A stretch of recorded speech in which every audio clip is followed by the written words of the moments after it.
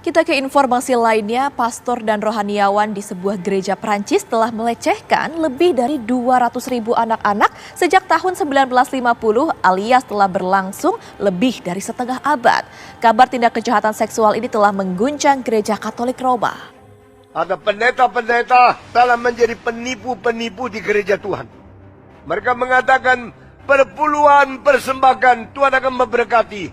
Akhirnya Tuhan tidak menikmati perpuluhan, yang menikmati pendeta. Mereka bukan pendeta, mereka perampok. Mereka bukan pendeta, mereka perampok. Mereka bukan pendeta, mereka perampok. Mereka bukan pendeta, mereka perampok. Mereka menerima uangmu, lalu mereka beli mobil paling bagus, ganti rumah yang paling mewah, karena mereka anggap mereka anak Allah, anak raja, boleh menikmati segala sesuatu. Lalu mereka sendiri menikmati sungkan. Mereka mengatakan engkau juga boleh menikmati, karena engkau jadi Kristen pasti kaya, jadi Kristen pasti lancar, jadi Kristen pasti subur. Itu bukan ajaran Tuhan, itu ajaran setan. Karena Alkitab mengatakan, barang siapa mau ikut aku, pikul salib, menyangkal diri, dan saben hari pikul salib sendiri, baru engkau layak mengikut aku. Khotbah seperti ini sudah tidak ada. Yang adalah ajaran yang menyeleweng, memanipulasi, merubah, dan mengganti ajaran Tuhan yang asli dengan teori-teori manusia yang kosong. Itu kalau jadi orang Kristen hanya karena dia khotbah. Omong kosong itu kalau jadi orang Kristen hanya karena ke gereja. Jangan kalian pikir kalau sudah jadi pendeta itu orang suci. Bajingan pun banyak di sana. Saya akan bilang bajingan kenapa? Lebih terhormat penjahat yang memikirkan kawannya dari pendeta yang memakan temannya. Perhatikan, lebih terhormat penjahat yang menolong temannya daripada pendeta yang menipu jemaatnya. Tapi banyak orang yang berbaju rohani makan sendiri. Kalau kita minta sama dia, kok saya nggak dibagi? Dibilang apa? Berimanlah, nanti Tuhan beri pada. Minggu depan orang-orang kampung dilarang itu kasih raja-raja 2.000. Dengar, kalian di kampung itu kalau persembahan jangan 2.000. Ini 2.000 ini. Ini tiap hari saya siapin buat pengemis-pengemis di jalan. Minta-minta. Kalian persembahan 2.000. Bagaimana hidup kalian diberkati? Hati misi mungkin Anda tidak bisa menjalankan seperti saya, Anda tidak bisa melakukan seperti saya, tapi minimal Anda bisa mendukung pelayanan dengan dana. Oleh sebab itu aku berdoa hari ini, siapapun di antara saudara biar digerakkan Roh Kudus untuk mendukung dana, karena kami akan pergi ke wilayah-wilayah lain lagi saudara. Bahkan ada wilayah-wilayah tertentu di daerah-daerah tertentu yang kami mau buka posko-posko sehingga mereka-mereka bisa tertampung yang kita sudah layani. Bapak Ibu sekalian, saudara-saudara sekalian, hari ini Anda harus betul-betul mau rindu melayani jiwa-jiwa. Kalau tidak bisa Anda terjun langsung, Anda bisa transfer dana Anda ke nomor rekening yang ada di layar ini dan ada di deskripsi. Dan percayalah, kalaupun Anda tidak memberi, belum tentu dan tidak pasti Anda juga menjadi kaya. Tapi kalau Anda memberi, satu hal yang Tuhan lihat, hati Anda adalah hati yang mengasihi Yesus dan hati misi. Dan saya percaya Yesus tidak pernah berhutang, dan Tuhan sanggup melipat gandakan, memberkati saudara, mengganti apa yang saudara berikan. Saudara bayangkan saja, kalau Anda bisa memberi 500.000 per orang, apa jadinya? Injil kerajaan ini bisa diberitakan kemana-mana. Oh Pak, itu terlalu tinggi, terlalu mahal, terlalu tinggi, terlalu besar. Oke, 200.000. Oh, terlalu besar. Oke, 100.000. Oh, terlalu besar. Oke, 50.000. Oh, terlalu besar. Silakan.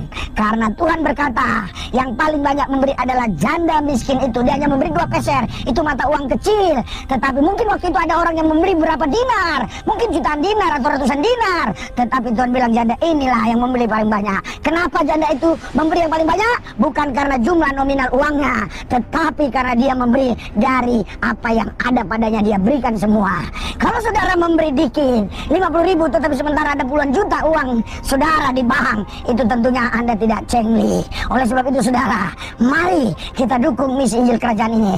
Lihat video-video kami begitu bekerja keras terus hampir setiap hari, tidak ada liburnya untuk memberitakan Injil Yesus Kristus. Aku berdoa buat semua saudara di situ, dalam nama Yesus Tuhan, Kau jamah semua mereka yang mendengarkan ini, supaya mereka punya hati yang betul-betul mengasihi Kristus. Oh, mereka mau mendukung pelayanan misi Injil kerajaan Tuhan ini, sehingga banyak jiwa-jiwa dimenangkan bagi Yesus. Berkati mereka yang sudah memberi, berkati juga yang belum memberi, di lain waktu mereka bisa memberi. Yang sudah subscribe meter-meternya, Tuhan memberkati. Jauhkan mereka dari coronavirus, jauhkan mereka dari segala bahaya malapetaka. Berkat Tuhanlah mengalir limpah mereka. Dalam satu nama Yesus Kristus, Tuhan Allah yang kudus, kami berdoa mengucap syukur. Haleluya.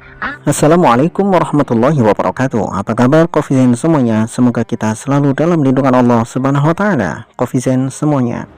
Jadi apa yang saya tampilkan semuanya bersumber dari para pendeta. Pendeta Kristen itu sendiri yang berkomentar, yang berkata-kata. Saya hanya menambahkan.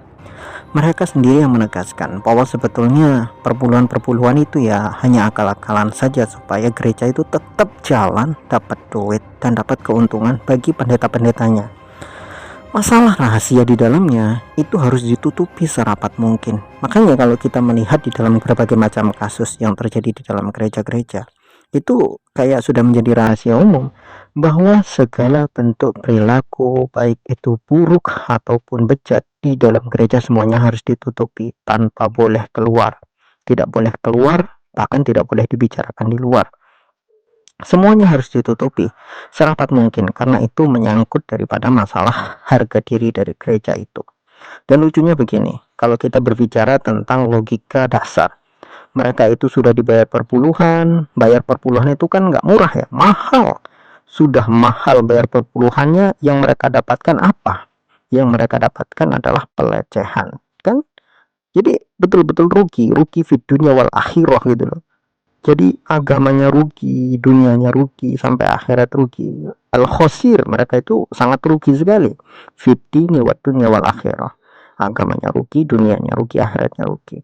Kita itu hanya mengingatkan. Dan memang sekarang banyak sekali orang-orang yang Kristen itu sudah pada keluar daripada Kristen masuk Islam. Itu adalah hal yang sudah lumrah. Kenapa lumrah? Ya karena mereka melihat dengan mata kepala mereka sendiri bagaimana perilaku-perilaku menyimpang itu bukan hanya sekedar ditutupi, tapi dijaga rapat-rapat, dilindungi, dan mendapatkan perlindungan daripada gereja. Sehingga jemaat-jemaat yang mereka itu menginginkan supaya agama itu berjalan sebagaimana mestinya, yang mereka dapatkan justru kekecewaan, yang mereka dapatkan justru pengkhianatan, yang mereka dapatkan justru adalah kedoliman-kedoliman yang terus terjadi, dan itu selalu ditutup-tutupi oleh pihak gereja.